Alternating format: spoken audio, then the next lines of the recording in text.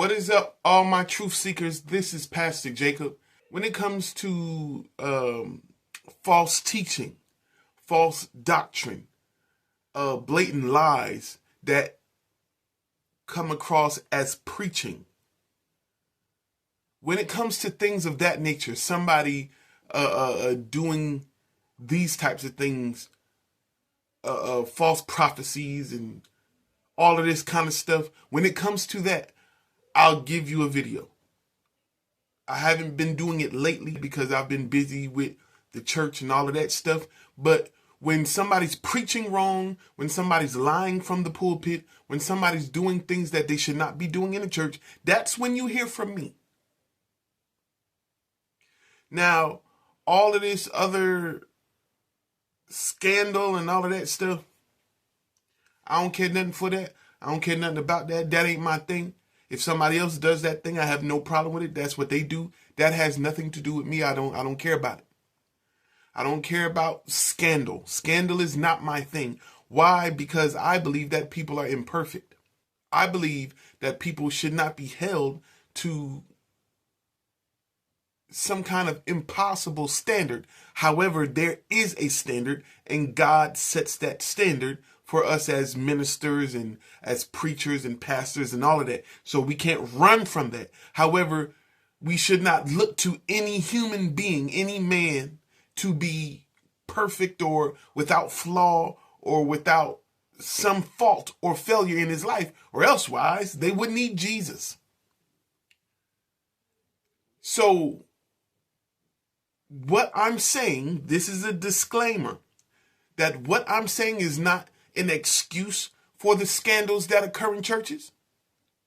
It is not an excuse for the adultery that happens in churches from the pulpit. It is not an excuse for the sexual abuse and all the different things that happen from the pulpit in churches. People, children and women and different things happening where they're raped and SA'd and all sorts of other different things going on. I'm not making any excuses for these things. What is done in the dark will absolutely come to the light, and God will make sure of it. So it is what it is. However, ladies and gentlemen, especially the church, hear what I'm saying. Offenses must come.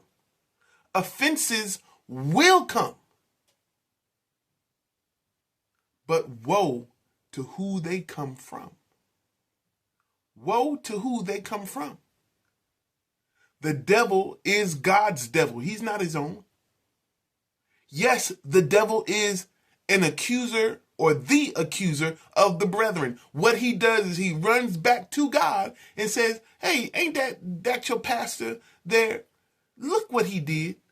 Hey, ain't that so-and-so there? Ain't they supposed to be your child? Look what they just did. Look at this. And he's just pointing fingers at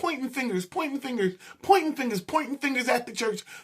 All Satan does, all Satan wants to do, all Satan cares about is, number one, himself being worshipped, himself being the center of attention, and two, causing calamity for God and his church. Causing trouble for God and his church. Throwing mud on God and his church. Throwing dirt on God and his church. Now, mind you, I'm not saying God got dirt on him or God got mud on him, because God doesn't. If there's any mud slang at God, if there's any dirt cast upon God, it is due to his children. It has nothing to do with him. God is flawless. Jesus Christ is flawless. We mess up. Us, mortal men, we are the ones who mess up. We are the ones who cause the church to be disgraced. We are the ones who cause the church to be maligned. We are the ones who cause the church to be blasphemed and the name of God to be blasphemed. So again, this is no excuse for any bad behavior, any wicked, heinous sin committed in the church. This is not me saying, hey, hide the sin. So let's be clear about that. However, with that being said, when your profession, when your whole job is to be the one to deliver the nasty reports, to be the one who delivers the dirty news, to be the one who is the bearer of bad news all the time. You've made your living off of disparaging the church by way of scandal 1, here you go. Scandal 2, here you go. Scandal 3, here you go. Scandal 4, scandal 5, scandal 678, scandal 7,000. Just keep going. Scandal, scandal, scandal, scandal, scandal. That's all you do. When you hear the name, ladies and gentlemen, when you hear the name Julie Roys, that is synonymous with scandal. That is synonymous with salacious activity. That is synonymous with bad news. Rarely, I'm not going to say never, but rarely do you hear Julie Roy's name in good news. Rarely do you hear Julie Roy's name in respected news. Rarely do you hear anything coming from Julie Roy's her whole thing. Rarely do you hear anything coming from that does anything but show the church in a bad light. Oh, another pastor got caught doing such and such. Here's all the info. Oh, another pastor got caught doing this. Here it is. Oh, another pastor got caught. I got the report first. Oh, another pastor got caught. Here it is. Oh, another pastor here. Another pastor there. Another pastor. Another pastor. Another pastor. That's Julie Roys.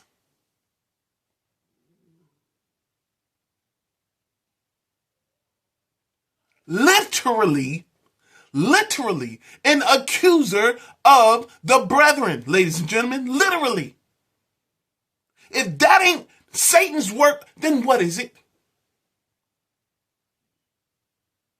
Now, mind you, let's be clear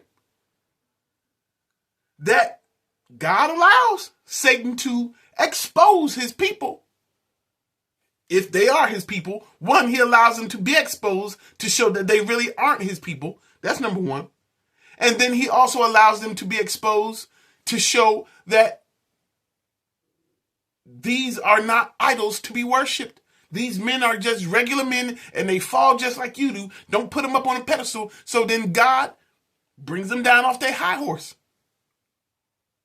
through exposition or exposure, Go back in the Old Testament and look at the different times Israel, who were God's people, were disobedient, were disruptive, were disrespectful. Go back and look. God would get angry with them, and then he would call this nation or that nation or this kingdom or that kingdom and say, come deal with these jokers. Come deal with them. Come smack them around. Come wear them out. Come put them in captivity. Because they hard-headed, they won't listen, and they disrespectful. They're serving other gods. They're committing adultery and all sorts of sexual immorality. And they're doing all of this stuff right in front of my face. I'm going to allow y'all to come deal with them. But then God would make it clear. Hold on, before y'all get too wild up here. Before y'all get too big-headed and start poking your chest out. Remember that I gave them into your hands as discipline for them. This ain't because of you. This ain't because you did something good. This ain't because you big bad dog. This is my doing. And just as soon as I'm done disciplining them, I'm going to turn around on you and fix you for coming at my folk. Devil meant it for bad. But then God turned around and got the ones who got his people. This ain't about hiding anything, but the Bible does say love conceals a matter. A real friend would not go on an exposure trip, but they would try to get to the bottom of it, even if at the end of the dealing, even after the end of a private little investigation, that this pastor needs to step down, or this pastor needs to come out of that pulpit, or the law needs to get involved in it. You can do all of those things in a quiet manner where it's not exposed to the world and make the church look bad. You can deal with these people in such a manner that everybody ain't got to know about it. But this is how you make your living. This is your whole life's thing. This is what you're known for. Julie Roys isn't known as a preacher. Nobody cares. Only thing we know about Julie Roys is that if there's any kind of gossip or tabloid news about a preacher, whether it be a true man of God or whether it be somebody claiming to be a Christian, if there is some kind of scandal, if there is some kind of bad news, if there's something to be exposed, then go to Julie Roys. She doesn't care about the truth. She does not care about the whole truth unless there's something in it for her. If this scandal is going to bring traction to her page, if this scandal is going to bring eyes and clicks and whatever to her page, blast it. But what do we know about her personal life? What do we know about you, Julie Roys? What do we know about what you do with your life? What do we know about what goes on behind your closed doors? What do we know about your skeletons in your closet? What do we know about your dirty secrets? What do we know about your dirty laundry? Remember, the same hand that God uses to expose his folk, he's going to expose your dirt too. And guess what? I'm going to have to be mature enough. Please pray for me and pray for other ministers, other people who are sick of Julie Roys in her quote unquote profession. Pray for us that we're mature when God turns it back on her, because God is clear. He is clear, and I know it, and I'm going to speak it. Ladies and gentlemen, when it turns around on Julie Roys, when it turns around on her, when it's her turn to get a taste of her own medicine, then we got to be cool. Because God says when you see your enemy getting what they deserve, don't get so excited about it, because he'll turn it back on you. So, ladies and gentlemen, what do y'all think? What do you think about Julie Roys? Do you think it's fair game? Do you think it's all good? Or do you agree with me? I don't mind if you disagree. That's fine. Just do so respectfully in the comments. But I appreciate y'all watching this video.